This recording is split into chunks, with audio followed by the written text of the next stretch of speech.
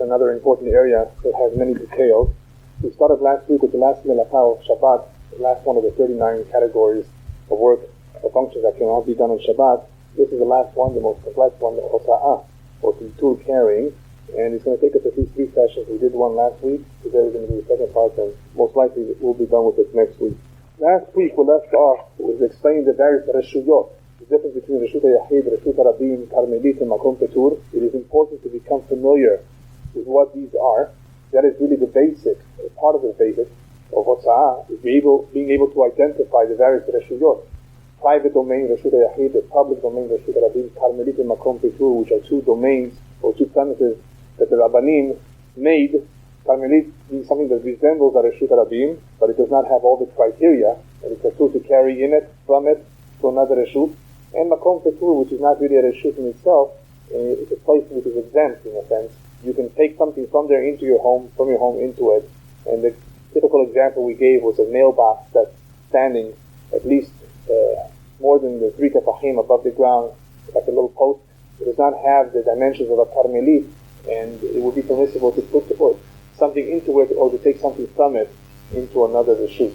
And the only item that I left out last week, which is important to note, is that even though we may have something that has certain dimensions in Reshut HaRabim that we would consider a Karmelit or Makom Ketur, if it's something that's movable, like a ladder or a bike, because it's movable, it retains the name of the place where it is. In other words, it's a Reshut HaRabim. It does not become its own Reshut, even though it may have certain dimensions, because it's movable.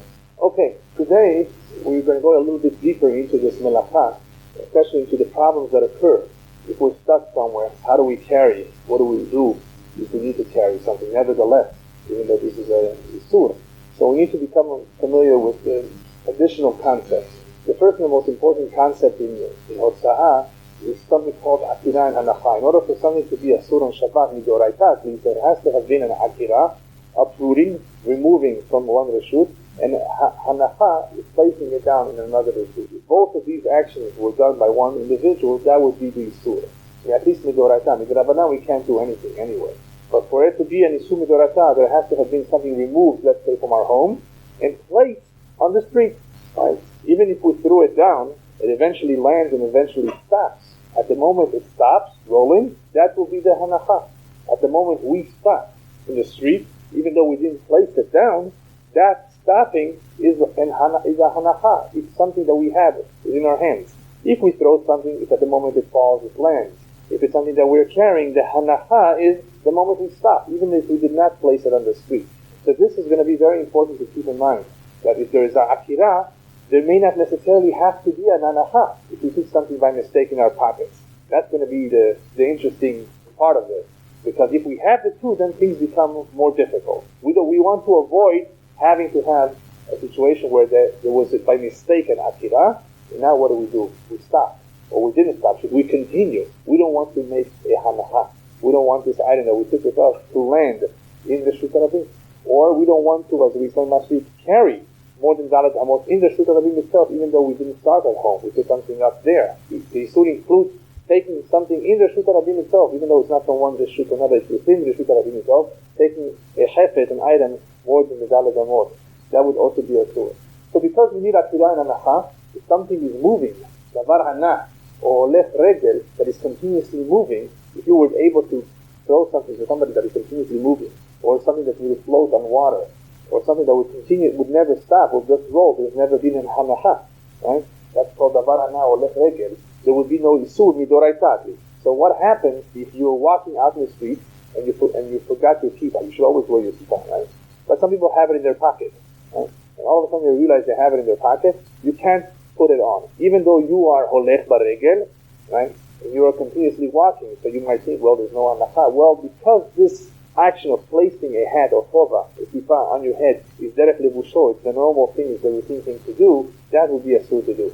And people have to be careful, not necessarily with the kippah, but even with the coat. When they go out and they start putting it on and it's not completely on, and they start walking during the rush, you can't put it on completely if it was not on properly in your home. Because you're carrying. You can't just hold your jacket outside. It has to be worn in a way that is customarily worn. If it's in any way lacking, and even though you're walking in the middle, and you might say, well, I do a real Hakira and there's no Hanacha because I'm still walking. Right, that's called carrying. You can't do that. That's what I'm saying. It's a suit to do that. No. You're allowed to wear your jacket. Right. So I'm going to tell you what to do. What do you do if you forgot it? We're going to see soon, but I'm just telling you that even though there's no true hanacha, because you're be'emta derech or left regel lavar hana, because it's something that you routinely wear and you would put on, it would be a suit to do so. But nevertheless, what do you do? Nevertheless, I wrote the question here. If nevertheless you did have a kippah in your pocket, this would be a little different than if you found money in your pocket, or if you found a handkerchief, a tissue, which when we talk about, that's more complex. A kippah, since you intend to wear it anyway, it's okay if, as you're walking, you throw it down to take your pocket, and not take out the kippah, but try to take out your pocket, right? Empty your pocket. In other words, not to take the kippah out and throw it or put it down, but empty your pocket. Turn it over so it should fall by itself. Once it has fallen, you're allowed to pick it up and put it on yourself. Right? It's a trick that's permissible to do, right? As you're walking, you can't put it on, but once it has fallen, and it has fallen in a way which is not a real hanacha, because we're going to see why. You did not actually place it down. It fell as a result of, no, not by mistake, as a result of you taking your pocket and emptying it. That's called kilachar yad. We're going to see. Kilachar yad is a form of shinui. It is not the ordinary, normal way of doing things, right? Remember, we're talking about a mistake. We're not talking about something, we cannot do this intentionally. Something happened. What's the best way of dealing with it? Well, right now with the kippah, you're going to wear it anyway. Well, first of all, you can't put it on as you're going. That's a problem. There's akidah, there's going to be hanacha, right? So get rid of it in a way that is permissible. Once it has fallen before, it's okay for you to put it on. Why is it okay for you to put it on? Because it's just like any sweater, shirt, any beged which you're allowed to wear outside the derech levusho. Right? You wear these things. You're allowed to wear. And what's the problem with the kippah that you have around? Right? That's a very good question. What if you already have a kippah? Can you put on another kippah? Very good question. It happens. Well, even though I mentioned it a little bit later on, since we might forget so much information, I'll answer it now. It is permissible to wear certain garments, doubles and triples of. If that's normally done, you can have two coats. It's very cold. People wear two coats. You have a jacket over a sweater. Even in a hot day. This is derech levusho, but you can't wear two hats. Nobody does so. Nobody wears two hats unless you're in a circus. Right? Well, who wears two hats? And because nobody does that, then you can't do it either. That would no longer be derech levusho. So a kippah would be like a kova. A kippah would be like a hat, a korah. You would not be able to do so. No, so you could not wear two kippot. No. What? You would let it fall. That's right. Yeah. We'll see how you handle various items that you have in your pocket. The reason I brought kippah first as a first example is just because you cannot do it as you're walking to put it on. However, if it's in your pocket and you're already in the street, what you would need to do is first get rid of it, kilachar yad, by having it fall out of the pocket, and then you would be allowed to put it on. Because now the continuation is permissible because this is a beged just like any other beged. We wear this all the time. There are other items, however, that you may have to get rid of, and you, of course, cannot pick them up anymore because you can't carry on Shabbat. They're not beged. How do you deal with them, especially if they're expensive items that are in your pocket? You forgot $2,500 cash in your pocket. Should we take it to your house? Yeah? All right. Okay. Another. We'll get to that very soon. Yes. No, while you're walking. Good point. You don't remember we said that you should not be hanacha. Once you stop, you've ruined it. So if you ever, let me just emphasize this point since somebody asked that. If you ever have something by mistake in your pocket and you realize it as you're walking out, don't stop. No matter what you do, regardless of the various solutions that I'm going to suggest here, number one point to remember, don't stop if you can at all. So that leads us to the next concept. There's two types of stopping, omed lapush and omed lekatef. Omed lapush means you're going to rest. You want to stop to rest.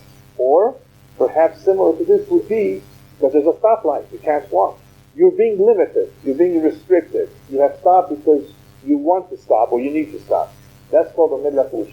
This is a real hanacha. If you have something on you and you amidah is lapush, that's it. You've made an hanacha. What do you do now? We're going to get to it. But as far as amidah, as far as hanacha, omed lapush is considered hanacha. That's a real stop. The second type is not very common with us. It's mostly with people who used to carry loads. They used to carry loads on their back, and they thought they can make it to home on Shabbat. Right? And they ran into problems what to do with this load ala katef on their shoulders. Now, what do we do now? especially if it was an expensive load. Okay, but we're not going to deal with that issue now. But if that individual stood, lekateh means to straighten out his load, straighten it, it's not falling, that's called lekateh. That's mutar. It's okay for him to continue. If continuing is something that will be suggested to him. In other words, that omed lekateh is not considered a real hanacha. Just for your information, it does not become too relevant unless we try to see what other forms that we have today are similar either to lekateh or to lafush. So it's just important to know these concepts in principle. Right? To straighten out something, in other words, you have a load on stop by light is a question. What is it? So the Quran, I think that most of the rabbis would agree. No, most of the rabbis would agree that if you stop, you're coming, you're on your way to Bet HaKnesset, all of a sudden you realize you have keys in your pocket. Right. And as you're walking, you see there's a stoplight. And you say, I don't want to stop. Right? If you're going to stop at that stoplight, l'chora, it's going to be called a stop. So you have to avoid stopping even at a stoplight. Even though you don't want to stop in a sense, but you have to stop. So most consider it a regular stop, and that would be an anacha, and that would cause a problem. Now, obviously, many times we don't realize the problem, and we have already stopped. How you doing? Shabbat shalom. What's going on, and so we've already stopped, and then we go on, and then we realize. So we've already stopped, and we've already caused ourselves a problem. Now, what do we do? Okay, so we're going to get to that. But it's important just to keep in mind that there are two concepts: omed lafush and omed lekateh. Another important concept is called anacha kilahar yad, which I gave you an example, and that is throwing something. Kilahar yad in an indirect way. I think the best translation for kilahar yad is in an indirect way. Not directly placing it, not directly throwing it, or handing it over to somebody else. That would be anacha too. Kilahar yad means in a backward way, in an indirect way. Empty your pocket and something falls off. That's called kilahar yad. And that's important because kilahar yad is not assumed midoraita, it's only assumed midrabanan. But since it's only midrabanan, there are situations where we can rely on that. It's a form of shinui. And anything that's done into shinui can sometimes be acceptable. Of kilahar yad? Kilahar yad is like, let's say you have something in your pocket, and you empty out your pocket. Instead of taking out the object and putting it down or throwing it down, you empty out your pocket, and whatever is there falls out. You pick it up, and just let it fall out. That's called kilahar yad. That's not the regular way of making a hanacha. So it's only assumed the Rabbanan, not the Doraita. No, we're going to see what to do. I'm just first introducing you to the concepts. How do we use this and when? We're going to get to it. Another concept is called Intur Kilahar Yad. This is a very important concept. This is much more common than the first one. Intur means to actually carry on you, but it's not in the ordinary way. You know what the typical example for this is? Intur Kilahar Yad? No. Who needs this? People who have heart conditions, a heart problem, and they need to take these. Here's the pharmacy. Nitroglycerin, right? Nitroglycerin. How do you carry your nitroglycerin? You have to have it every couple hours or so, and you have to walk to shul, you have to do shul, you have to have it with you. So you're allowed to do it kilahar yad. You put it in the rim of your hat. You put it in the fold, if you have a fold, in your pants. Stick it somewhere else. As long as it's not... Yeah. I'm sure, as long as it doesn't fall, right? That's called kilahar yad. This is not the ordinary way of carrying. And if there's a great need, like a sick man, he would be allowed to use this. Iltul kilahar yad. So it's important for us to be aware of this because if there's a great need, the less hilul Shabbat, the better, right? So we need to be aware with all the possibilities of what you can do depending on the circumstances of where you are. Whether it's a Rashid Radim, whether it's a Karmelit, whether it's something very expensive, or something that's not so important or valuable. So we have various options. So it's important to keep in mind these concepts. Okay, another idea, another concept in Shabbat that whoever has small children needs to be aware of is Chai Nosed Asmo. Chai Nosed Asmo means a living person can carry himself, as long as it's not a little baby. Right? So therefore, according to the Torah, I am not prohibited from lifting and carrying an adult. Not an adult, anybody that can walk on his own. There's no Isur Midoraita. It's Isur Midorabanan to carry somebody, a child, who can walk on his own too. But because he can walk on his own, then there was no similar melacha in the Mishkan of carrying people, only objects. Therefore, this is permissible. This is not true carrying. He can carry himself. I'm not really doing a melacha. So Midoraita, there's no Isur.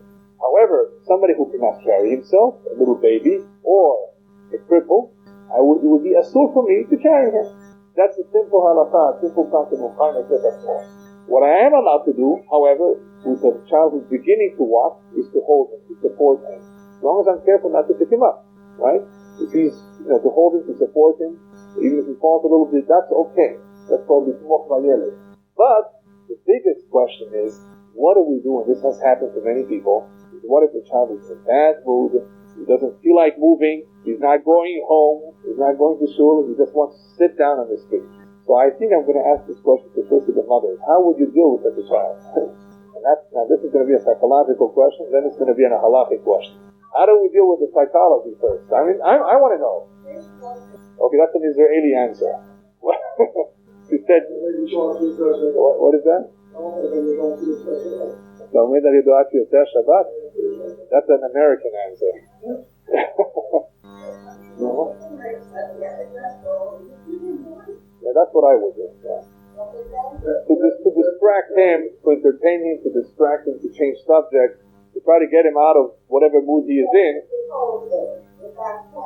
Right.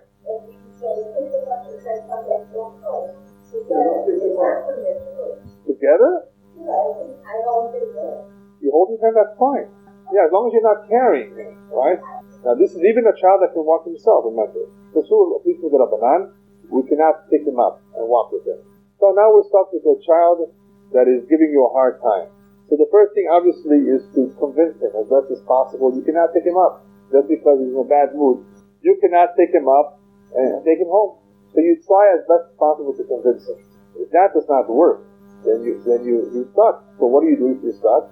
You don't have to stay until after Shabbat. No, that's not the solution.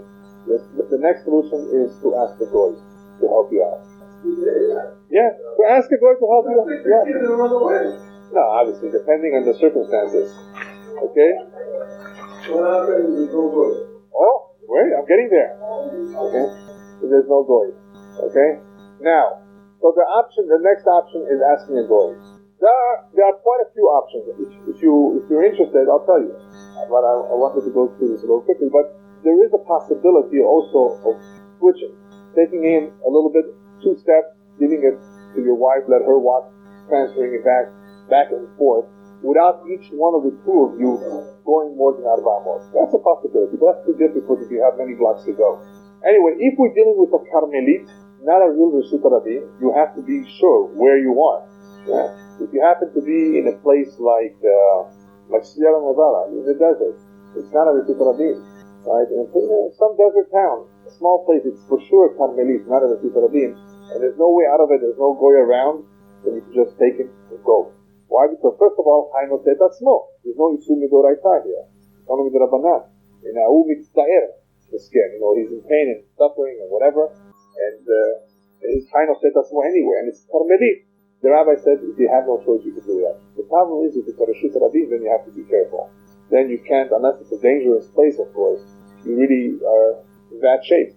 You have to try your best and struggle with the child and get him to move. If it's a Reshut Rabim, then there's you don't have this permission. You can still ask a goy then, but not take him yourself. Yes? Of course it's goy, because you did not move with him. That's okay, yeah, calm him down, things like that. By the way, when you do pick him up, you want to make sure he has nothing in his pockets. No, because you cannot carry whatever he has in his pocket. It may be permissible for you to carry him, but not to carry what he has in his pocket. Alright, next point. Brit Milah. Child is born on Shabbat. If the Brit is on time, the Brit is going to be on Shabbat. Now, even though you're allowed to make a circumcision on Shabbat, people do not realize you cannot bring that baby to the Bet HaKnesset even if you're using a maid, a goy. Yeah. Any child who's going to have a Brit Milah on Shabbat, the mohel needs to go to his house, to the house where the baby is, and not the other way around. There's no permission whatsoever in the world to take that child, if there's no haruv, right, to the Bet HaKnesset. Even using a goy, you're not allowed to employ a goy, even in such situations. You're saying some mitzvah. No. You prepare everything before Shabbat as much as you can, whatever can be prepared before Shabbat, including all the tools that the mohel needs. He brings them to the house where the baby is, the mother is, before Shabbat, and he just comes and does his job on Shabbat. Whatever he needs to do on Shabbat that could not have done before, he can do on Shabbat. Whatever can be done before, he has to do before. Right? So there's no permission to bring the child to the Bet HaKnesset. Yeah. For the same reason that you can't do it yourself. Whatever you can do, you can't ask the goy to do. There are situations that one can use a goy, right? There are. We just gave an example before, right? There are situations that are very significant, right? Very important, very critical. If the rabbis allowed under certain circumstances, if it's not in the Sudoraita, for example, or if it's a sick man, to use a goy. And we'll talk about that in a couple weeks from now, towards the end of the Shabbat. But this is not critical. Just so people can be there and see it, let them all go to the house and stand outside if there's no room inside. It's not a critical situation. And if you're missing something, you have to wait till the following day. You cannot be mechalel Shabbat to perform that Brit Milah on that day. You would have to wait another day, and that would be too bad. It would be Chabad. So you have to make all the preparations before Shabbat. Alright, for those who have pets, we may have mentioned that in the past, that pets are muktzah. You cannot move them around. You cannot carry them either. You might say, Haino Seta Smol, that does not apply to pets. That only applies to human beings. An animal cannot be carried. If injured, you may want to use the help of a goy. If there's a problem, you should tzar balechaim. If you can't do it yourself. And there's the additional problem of muktzah, of touching or moving actually something which is muktzah, in this case the animal. Okay, now we're going to come to the area that most of you probably are waiting for, is what are all the options to do if you forgot something in your pocket? Now, for the most part, it doesn't make a difference whether it's money, tissue, a business card. For the most part, it's not going to make a difference. It's going to make a little bit of a difference if it's muktzah, but for the most part, I wrote a whole bunch of suggestions over here in order of what needs to do. Number one, the most important thing to remember is if you walk out of your house and you notice at some point in the street that you're carrying something, number one, don't stop. Don't stop.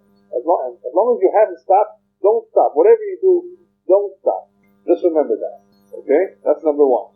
Number two, one of the most common ways and preferred ways for most items in most situations of getting rid of something that you by mistake are carrying, if you cannot start analyzing your situation too fast and you don't have time to walk because you're about to stop, there's about a light, there's a light in front of you. The second step, or the most important step after you realize you're carrying, is to get rid of it by emptying your pocket and not stopping. The typical example of this would be, and this happens to many people, the tissue. They're using the tissue at home, they have a cold or an allergy, and they put it in their pocket, then they forgot to take it out before they left their home. So as soon as they walk out, they realize they have it. As you're walking, you don't stop, you empty your pocket, and you let that tissue fall to the ground. Right? That's called telachariyat. That's the most common way of getting rid of something as you're walking. Okay, that's important. Not once you stop. Number three, let's say you're a little bit familiar with Hilchot Shabbat and Hilchot Eruvin, and you want to figure out additional solutions. The reason you want to do that is because we're no longer dealing with the tissue here. We're dealing with a little bit something of more value. All right? And you don't just want to get rid of it. But you want to analyze your situation. What should you do? So as you're analyzing, you can't walk forever either. Because once you've determined that you have something on you, you can't just walk forever because you're walking more than what the should be. So you go in circles. Start making circles. And you say, what should I do? As you're walking in circles. That's if you want to analyze your situation a little bit better. Possibly, as much as possible, you have to be careful not to continue on. And you make a circle wherever you are. That's a possibility. No. Oh, yes. There are ways to carry handkerchiefs. What does a person do who has a cold?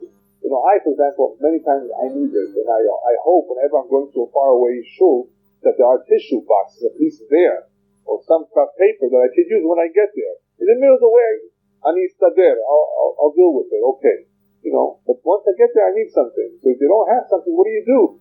So you can use a handkerchief around your neck. That's one of the ways some people do it. It's not so much tilachariyat. It is like a scarf. It is something that you can wear this way. So it's permissible if you really need it. And that would be one option for situations like that. Yeah. Yeah, why not? Yeah, what's the big deal? What would that do for her on her wrist? Yeah, there are other possibilities of what you can do with the handkerchief. You can use it as a belt, right? You can use it in many ways as part of something else, to tie it to something else. All of this is either telachariyat or derech or whatever it might be, it may be okay, but not just putting it in your pocket. So you need to figure out what's the best option, depending on what it is that you want to take. Yeah. No, if you're not really carrying it, if it's telachar yad, you don't have to stop. You don't have to get rid of it. No, you don't have to do anything. Yeah. But you can't do that intentionally unless there's a great need. For example, with the nitroglycerin, telachar yad, right. So that was number 2. The best option, if you don't have the time to analyze the situation, you don't know what to do, the best thing to do as far as getting rid of it, can't continue with it, is as you're walking, you don't stop, but as you're walking, you let it fall off your pocket. Yeah, you just let it fall off. Right. If you can't think of any other option. Now, I'm going to tell you that there's something better than that. What? But it's, right. But if you have no choice, right, what are you going to do? You can't continue with it. But kelachar yad, if you let it go of it like that in an unusual way, it's still called kelachar yad. If you don't put it down. Yeah. Yeah. I just gave this as number 2 because this is the most common way of getting rid of something. It may not necessarily be the best one, and you'll see why too. Okay, number 3, we talked about just making a sivuk so you don't continue on forever. You see your situation, and you can quickly analyze where you are. Am I in a karmelit or in a rashut rabin? That would be number 4. Analyze where you are. What are you next to? Are you close to home, close to the shul that you're going to? Analyze your situation. If you see next to you something that is a makom petur, like a big trash bin, right next to you, very close by, makom petur, we said last week, would be a perfect way to put something. Go ahead and put it in there. Within Daled Amot. Sure. If you see something like that, perfect. Ideal. But we don't have always this ideal situation. But obviously this is better. Right? If you have a makom petur within Daled Amot, definitely put it in that makom petur, like a trash bin. Anything which has the gova of 3 tefachim or more. It does not have the dimensions of a karmelit, in other words, it does not have the 4x4 width. That would be the best solution, as long as that trash bin is not too big and it's not in a shuta yachid or a karmelit. If it's something small. Now, when you're putting it down, let's say you decided to put it down on you see a fire hydrant. Remember, a fire hydrant is also makom petur. Let's say you have a business card, and you see a fire hydrant, you put it down. When you're putting it down, you want to make sure it doesn't fall off. It could actually stay where it is, because otherwise you're just putting it and allowing it to roll down. It has to be in a place where it could stick, it could stay. Fire hydrant, where the newspaper stands, I think that fits the dimensions of a makom petur. That would be ideal. That would be good. That would be the preferred place to put it. What? Yeah, within 4 amot. Now let's go back a little bit. What did we say? That the preferred way, or the most common way actually of getting rid of something is just letting it empty your pocket. Kelachar yad. That might be the only solution especially if you've stopped. You already stopped. That if you don't have a makom petur next to you, you've already stopped anyway. That's it. You've done already hanacha. You have to get rid of it, because if you don't get rid of it, guess what? You're doing another akira and another hanacha later. So once you stop, you realize the situation, you get rid of it, kelachar yad, right? And then you continue. Let's assume you did not stop, and you're not too far from your house where you just started. It would be better for you to go back home than to throw it down. So if you're not too far from your house, that you don't mind going back. It's not too far. Yeah, as long as you didn't stop. This solution is only if you didn't stop. The other makes no difference what you had in your pocket. Usually, for the most part, it does not make a difference what it is. If the only solution you have is to throw it, you throw it. Kelachar yad. But you have another option in case you did not stop. If you did not stop, you always have the other option, which is in some ways better than throwing it down, even kelachar yad. That is going back to where you started. There was never a hanacha. Then you can go back, right? And once you reach your home, you're going to have a problem, because you may stop to open the door, right? So what do? You throw it over kelachar yad into your backyard, unless the door is open, or unless you can immediately boom open the door at the same time and go in somehow, or unless you were able to enter part of your home that's a reshut yachid without having to open the door, and that's okay. No, you've never done a hanacha in reshut rabin. You're going back to where you started. You've never done a hanacha. Remember what he said? For it to be a real hotzah, there has to be there are 2 parts to it. You've only done one part, and it's by mistake. You can't do one part intentionally either, but it's a mistake. So you've never done hanacha, go back. So if you've not stopped, this would be a better option if you have time to think about it. Kelachar yad, you throw it into your into whatever area that you can get to from your Reshut Yachid that will not make you stop. So once you stop, you're really only left with the option of getting rid of it, because you've already stopped. But now, if you did not stop, you're not too far away from home, well, you do have a better option. It is a better option, just going back. So that's why not stopping is important. Let's say your home is too far. Okay, but your friend's home, or the shul that you're going to is close by. You're already only a block away. Continue on to the shul, and don't drop it in the street. As long as you know you can do that without stopping. See, that's the critical thing here. If there's not going to be any stopping, remember what we said last week, going from Reshut Yachid to Reshut Yachid to Reshut Rabim is not a Sud D'Oraita, it's only a Sud Rabbanan. Because there's no anacha in the Reshut Rabim. You went from one Reshut Yachid to another Reshut Yachid, that's only prohibited in the Rabbanan. So if you're on your way to shul, you're close to the shul, and you won't need to stop. There's no stoplight, there's nothing. You can just continue on and put it down in the shul, no problem. But remember, usually you may not be able to think on time. You may have something muktzeh, and if it's something muktzeh, you can't just continue on with it. You have to get rid of it. You're going to have to get rid of it lahar yad. And you will not always have a makom ptur either. Alright, let's say we're dealing with a situation that your house is too far, the shul is too far. Regardless, you're in the middle of the street. This time we don't have a business card or a tissue. We have money. We have something expensive, something of great value. Something that wrote, you can't hit it. What do you do now? You have to use a goy. If you're very concerned about it, right, you can't just throw it down in the street or even in an alley or somewhere. You don't find a place where you can hide it. Throw it down, where it will not be seen. Use a goy.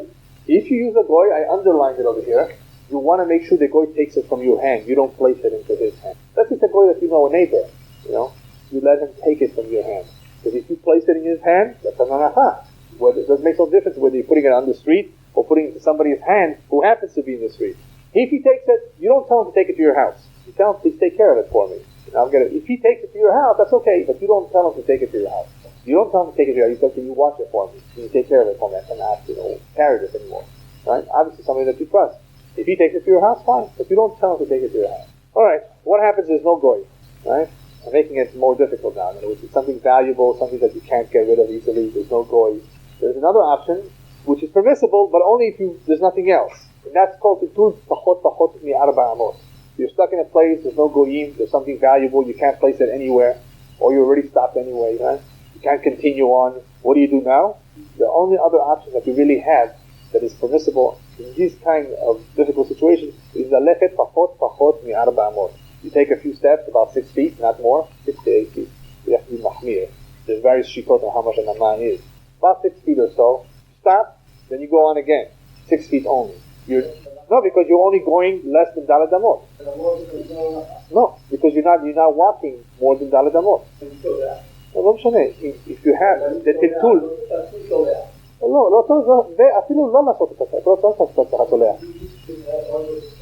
no, this is as a last resort. Last resort. You have no other choice. It's something valuable. No goyim. Can't go back home, right? You can't continue walking and just go to shul, right, and put it there. You've already stopped, let's say, right? What do you do now? And it's something very, very valuable, right? Daled, pachot mi daled amot will be permissible. But that's only a leniency that is used in situations where there's nothing else to do, nothing else whatsoever, and you need to take care of it. Not something that you can afford to leave it there. That's an important concept to know, but hopefully we won't need to use it. If it's tefillin, that's something that you could wear. That would not be a problem, right? You would cover it, so you shouldn't think people should not think that you're going to bring it to Shabbat. But you would be able to bring them in, wearing them. Yeah. Because it's a levush. You just have to cover them if you can, so people should not see that you Alright, let's say you've determined that you're in a Carmelit, not in a Reshut Rabim. It's very important. If you know for sure you're in a Carmelit, then you don't have to look for a Makom Ptur. Makom Ptur does not make any difference in a Carmelit. If you're in a real Carmelit, all you do is go back home. In other words, as long as you didn't stop. If you stop, you still have to throw it out to lahar yad. If it's something expensive, you ask the goy. If there's no goy, that's the big difference between Carmelit and Reshut Rabim. If there's no goy, you're allowed to run back home. Now here you will notice there's two things here. There's a difference between Carmelit and Reshut Rabim. You're actually allowed to go back home, even if you stop. Because this is something valuable, the rabbis allowed for something valuable in the Carmelit to allow you to go back home, but they said you must run. Why? Because by running, you will remember that you have something on you. If you just take your time, you might forget again and make another akira, another hanacha, and stop and forget about the whole thing. So when you notice that in a karmelit, you would be able with something very valuable to run back home. They only allow this, if you have a tremendous loss. You have a diamond, right, in your pocket. Yes. Yontav is not a problem. Yontav you're allowed to carry. Right. And that's muktzeh. That's different. Yeah. Muktzeh, which is the last point I was going to make, and we talked about it briefly before, is a little bit different. You're not allowed to carry muktzeh. It's much more serious than just carrying in a karmelit.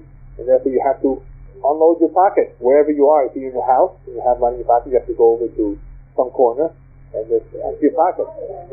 Right? It's muktzeh. Muktzeh you have to get rid of. You have no choice. Unless, of course, you're able to quickly go back. Some might say that might be okay. But for the most part, muktzeh is more serious. You can't continue with it. You have to get rid of it. All right. As a result of problems surfacing on Shabbat with Tiltul and Osa'ah, the Chachamim said, the Chayav Adam Lemashmish, person should check himself, check his pocket on Erev Shabbat, before he goes out to school. Check his pocket if he has anything. Because this is quite common, you wear your suit for Shabbat, you wear it for Chatunah. You may have your sitting, what do you call those cards? Place cards that you took from a wedding, or a dirkon, a venture, or something. You put in your best suit. You may have it on your Shabbat suit. You want to check your pocket. Or you may have other things there too. Check your pocket before you go out on Shabbat.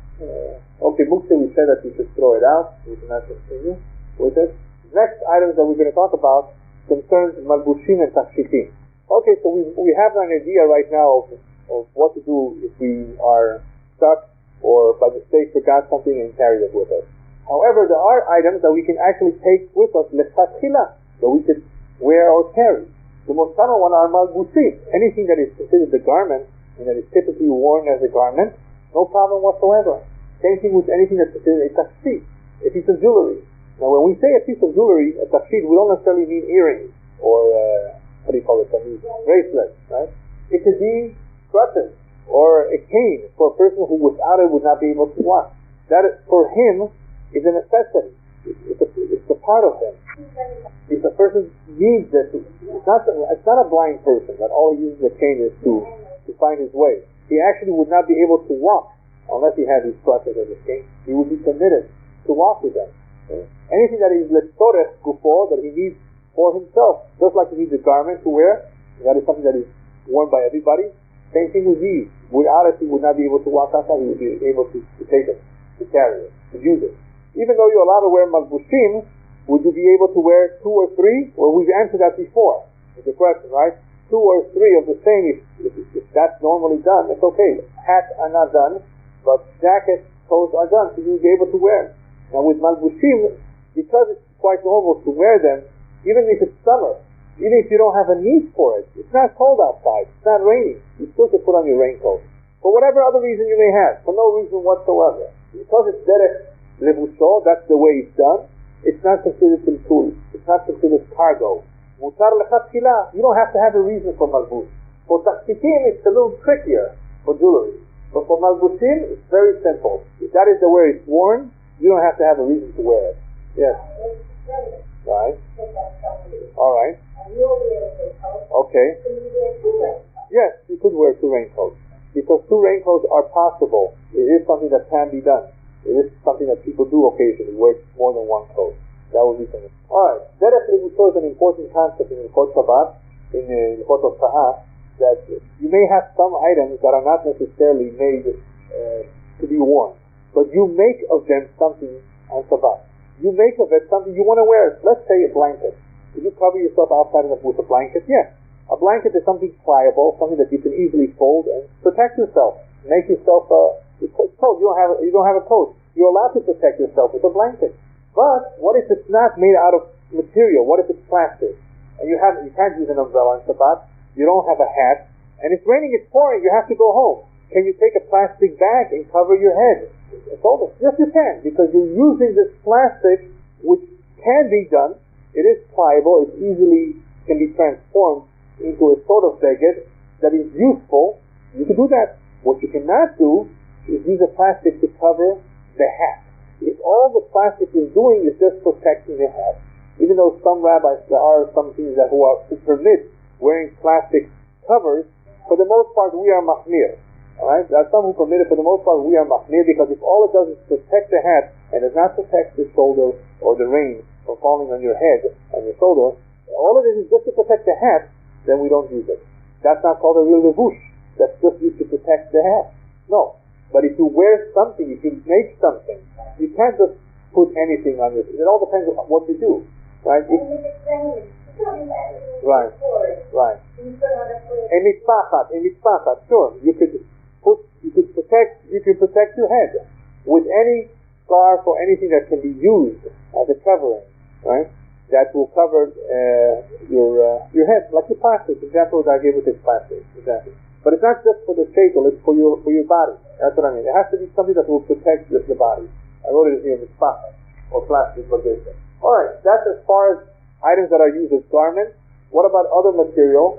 Items that are worn, made out of other material, for example, a watch or glasses, a pair of glasses. Even though they're not garments per se, they're not worn as garments, but they are worn. It's derech levusho. So if it's a sha'on, a watch, most people wear watches. Are you allowed to wear a watch in Shabbat? No, just the other way around. Only men are allowed, not women. Just joking. Just joking.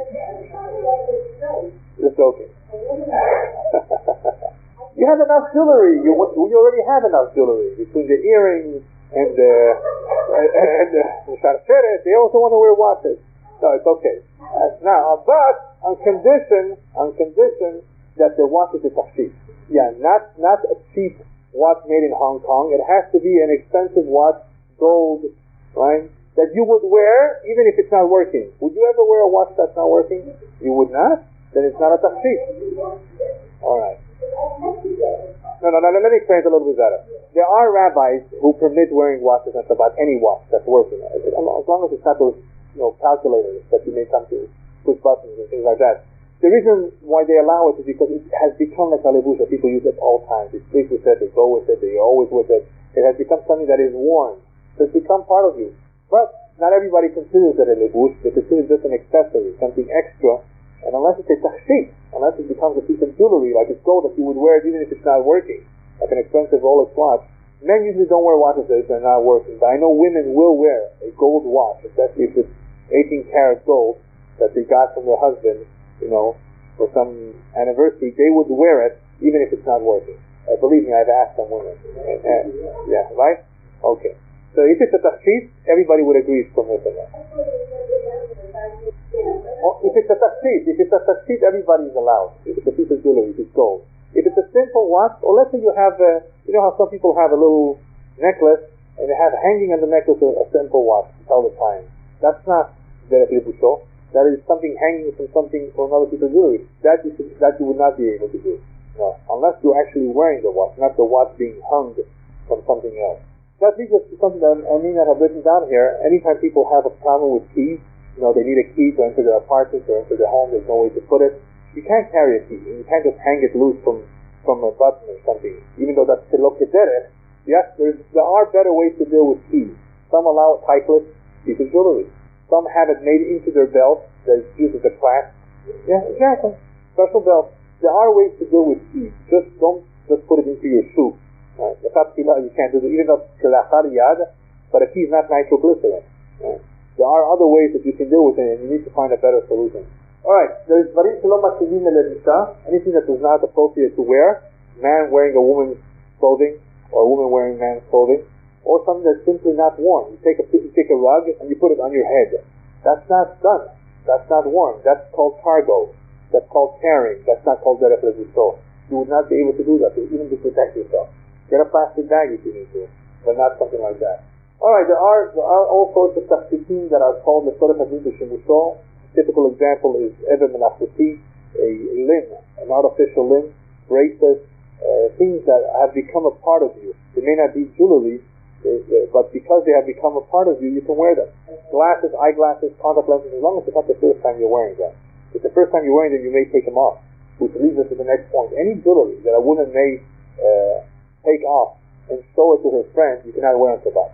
Because of the problem, if you may walk with it. So if it's something that you're going to easily take off with, there's a chance you're going to take it off, don't wear it on Shabbat. Contact lenses, you may take it off the first time. It's not the first time, it's okay. There's a question about sunglasses, because sunglasses not only don't you really need, in a sense, to read and to see, but you can easily take them off. You might have to take them off, once you don't need them, or when you might meet someone. So you should not use dark or any kind of sunglasses unless they're with prescription, or unless for medical reasons you need it. Yes. No, it makes no difference. No, unless they have prescription, or unless for medical reasons you need it. Otherwise, it's just an extra piece of accessory that is not necessary for you to not really letzorah gufo. Alright, there are things that are called afilei gufo and afilei tzu, things that are to protect the body, to protect you from dirt. Also the things that women need to wear to protect themselves, or to protect the body. As you said before, we gave the example of covering yourself from the rain. If it's intended for that, it's permissible. Things that are attached to the gadim, there are some things that are betalim and some things that are not betalim. Tzitzit, once the tzitzit has torn, one of the tzitzit is completely torn, it's pasul. If it's pasul, you cannot wear it on Shabbat. You should check your tzitzit, whether it's from your talit or not. By the way, you're allowed to walk with your talit outside, as long as you don't have it folded and put it on your shoulders. But if you're wearing it in a normal way, you're allowed to wear it. But if it's pasul, it's pasul. So you have to check your tzitziyot and your talit, make sure that they're not missing, they're not pasul. There's a question about tags. Well, it depends on the tag. If they're inside your jacket, like sharpness tags that are insignificant, that you don't mind if they're there, then you forgot to take them off before Shabbat, you can just walk with them. But if it's a tag over here, you don't want to go to food, right, with the tag, with the price tag here, so that's not patil. You want to take it off. You don't want it there. So you can't take it with you either. You can't carry it. You have to, you have to ask the Lord perhaps to remove it. No, well, there might be a way that you can remove it too, but we use the goy instead. But you cannot wear that jacket outside. Some things are batil. Feather in a hat is batil. It has become part of the hat. Extra buttons that have been sewn inside, we are lenient. We are lenient with extra buttons because eventually they are used. The certain things that have become part of the beged, they are batil to the beged. But if it's something that you don't want there, right, something that is broken, that you need to be fixed, it needs to be fixed, you may not be able to wear that on Shabbat. So you have to check your garments to see if the button is falling off, or if it's loose. It could be a problem later. Eventually when it falls, you will have a second problem of what to do with it, not to pick it up, not to move it. So you want to be aware of these items as well. Okay, that basically covers the various details of Kilkulim. Next week we'll cover the more complex area, which is the area of Chumim and Hatzerot. Eruv Chumim, Eruv Hatzerot. A little bit we'll get into it, not too much, very complex. But for those who live in apartment buildings, those who live in areas that have common areas, what you need to do to make an eruv hatzerot, two neighbors that want to be able to carry from one house to the other, from one backyard to the other. That's what the will cover next week. Yes, you can go ahead and pick it up and put it on you. What? What do you mean? I didn't say one more time. If it just fell off, right, and you have to, right? Yes, because once, of course, it has fallen, it has made an hanacha, somewhere. Yeah, but in reality, it doesn't make a difference so much, because even if you put it on after many meters, many yards, it's still derech lebuso. You're still putting on a garment, so you're not really tearing. So I take back what I said before. I don't think it would make a difference how it's fell and where it's fell, because in the end, you're going to be putting on the same way you had it before, right? So that's derech lebuso. That's like the kippah that you had to let go of, and now you're allowed to put it back on. So it should be the same. Yeah, any garment that fell off.